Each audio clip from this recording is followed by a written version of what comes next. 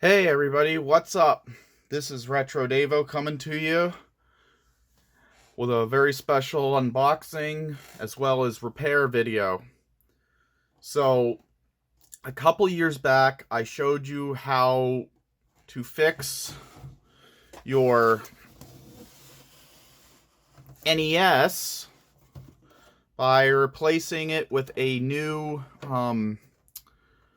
72-pin connector. Well, that 72-pin connector that I bought all those years ago has finally had its toll. And just in time, because now, we'll come back to this in a minute. So today, in the mail came a very special package that will hopefully eliminate the red light of death on my NES forever. So let's go ahead and open this up. Let's get out our trusty knife. And this came from a company called Arcade Works. You can find them on the internet. I've heard very good reviews about this product, although it does change how you use your NES after you install it, but you already probably know what this is, but so great. They gave me the bad type of packaging. Great. So let's see. I hate this kind of packaging. Ugh, gross.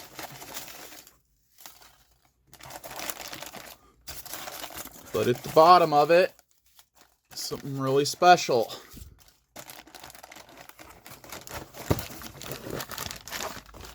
Is that everything? Yeah, that's everything. Okay. Alright. So here we have a kit called the Blinking Light Win. Now, the Blinking Light Win is not just an ordinary NES kit. I'll show you the difference when we get to it, but in the meantime, let's open this up. Let's see. Looks like you pull to open it up. There we go. So this is the first piece. I like that it comes with stickers. You'll see right there, Blinking Light Win. I think those are meant to go on the NES itself to tell you that this is a modded system and to remember. So, let's get this one open. Looks like I'm gonna need the blade again.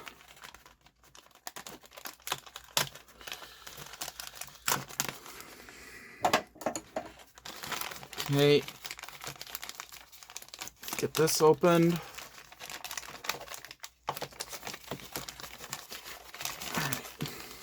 There we go. Wow, I've waited for so long for this. So this thing, see, it comes with this sticker, and this is important, and I'm probably going to do it myself because I know I'll forget. It says, keep calm and don't press down. Now, you might be wondering, unless you grew up with NES or have played the real NES before, what do you mean by keep calm and don't press down? Well, in the NES, in the old days, you would insert the cartridge, you would push down on the cartridge, and then you would push the power button. With this mod, however, it eliminates that process, and so this sticker simply you put on the NES to remind yourself not to push down. And the reason you don't push down, and that this was a necessary thing to build, was this replaces the 72-pin connector, but an ordinary 72-pin connector, because of the mechanic of the NES, you have to push down, and that actually is very bad for the pins. They probably didn't know at the time, and that was a design that was discovered later that is a flaw with the NES, and that's why you get the so-called blinking light of death. But this you don't push down, and it actually comes with a new tray where it literally just goes in. So, that's what that sticker is about. We're going to need all these pieces.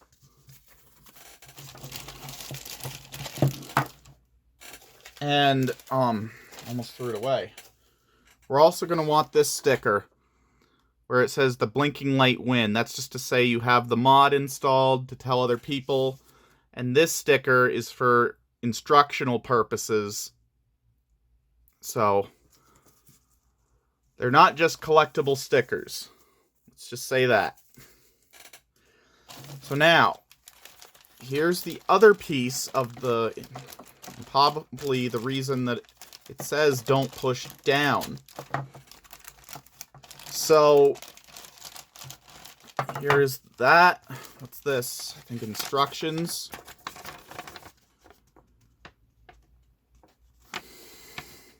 Yep, this is just how to install it. But you guys don't need to see that, because I'm going to be doing that for you. So, this is the mod. And at first it looks just like an ordinary tray, but that's because this is upside down.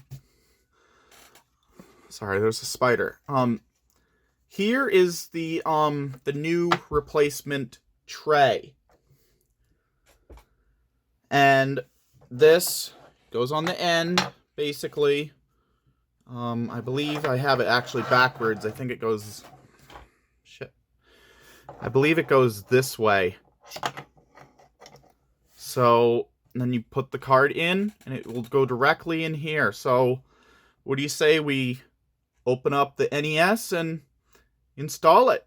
Okay, so before we get started, I just wanted to, show you guys. So the way you would originally do it, I've got this hooked up, and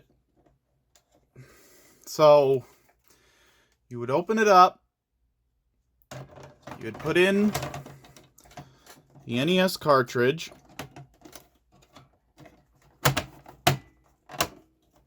and then you would hope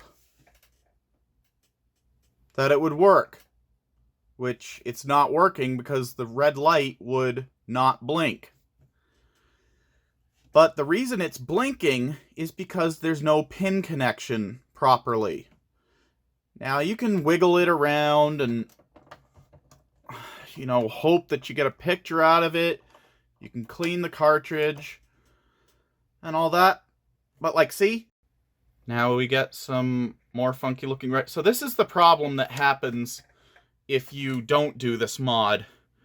You get, like, you can do all kinds of funky shit and it still might not work. So we'll see what happens. So let's do the mod. Okay, so we've unhooked the NES from the retro tank. We've taken the game out. So the first thing we're going to need to do is we need to open up our NES. So to do that, turn the console over, and you will see that there are 6 screw holes. They're not hidden. They're in plain sight. So let's get those out. Okay, so now that we have the screws out, and the nice thing about the NES is that it uses Phillips head screws, 6 of them, so you don't have to worry about a you know, a tri-wing or a game bit with the NES, which is really nice. So, just thought I'd mention it. Alright, so now we lift this off. Save that for a bit. And here is the innards of the NES, and you'll notice, so you got this tray that goes up and down. This tray is going to go. because of, well, first we have to get the shielding off. So let's do that real quick. Okay.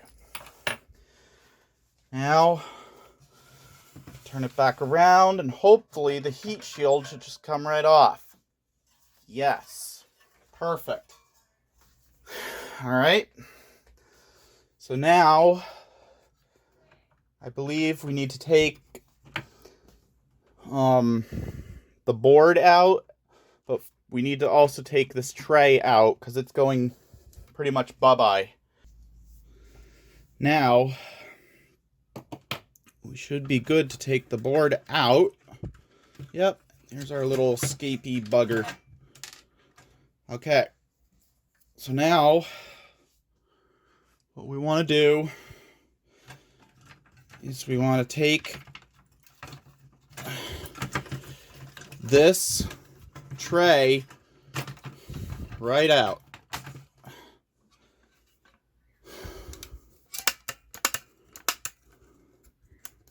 Here's the tray that has caused so much trouble. It's cool, but it's the problem. And then you take the 72-pin connector out. So this is a regular 72-pin connector.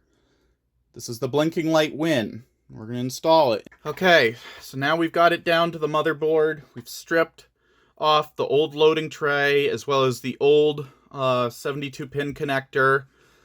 And now our next step is to replace it with the new blinking red light PCB connector. So that's really simple. We just put that, lift this up,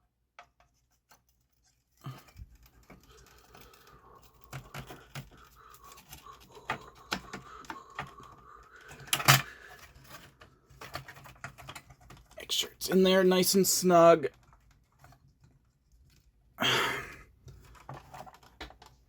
That looks pretty good.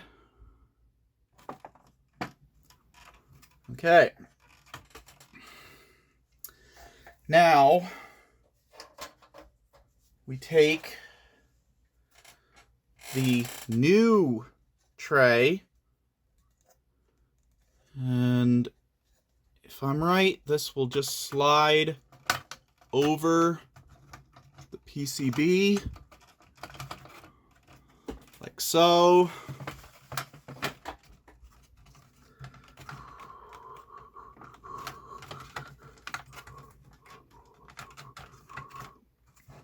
And now we just have to screw it down. Okay, so I was having a little bit of troubles with the first two screws, but now there's just two screws to put left in before we put in the heat shield. And those go right in the front here, so let's put the first one in. For this, we can use a regular screwdriver.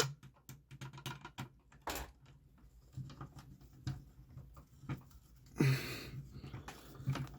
you might be noticing some big differences already. This doesn't go down, instead it just goes straight back, and that's why this solves that issue of the pin connector. This one goes in here.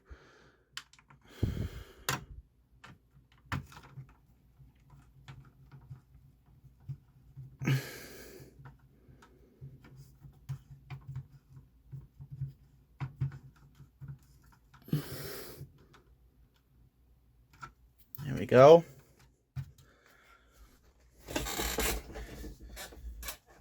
And you'll notice, if I get the NES cart again, that, see, once this goes in, it just goes straight back. You don't push down. And then when you're done with it, It's a little hard, but over time it'll loosen up. So now let's put the shielding back on and close it back up. Okay, so we've got all the screws in. And now we just have to let's put this back up on top. And let's put the screws in into the bottom real quick. Let's do it. All right, so now that we've got that all back together, now, so you see we've got, it doesn't look any different at first, but you can't press down, so it's in there.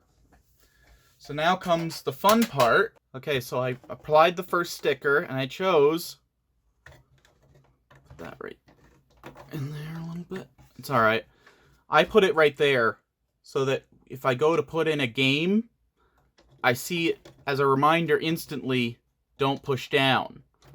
But also, it's because it doesn't take away from, you know, this being a modded system. So it can still look like a classic Nintendo when the door is shut. Now, as for the other sticker, I think it's meant to, like, go here. But I don't really feel like I want to do that. So this one I'll keep as a souvenir. But this one, guys, you definitely want to use if you ever plan on using blinking light win. So let's hook up the NES and see what we get. Okay, so we've got now the blinking light win modded NES hooked up to the television by a composite to the retro tank. So let's put in Teenage Mutant Ninja Turtles again. And this time, if you'll notice, you don't push down, you just push straight back. And then you close it and don't push down. And there we go.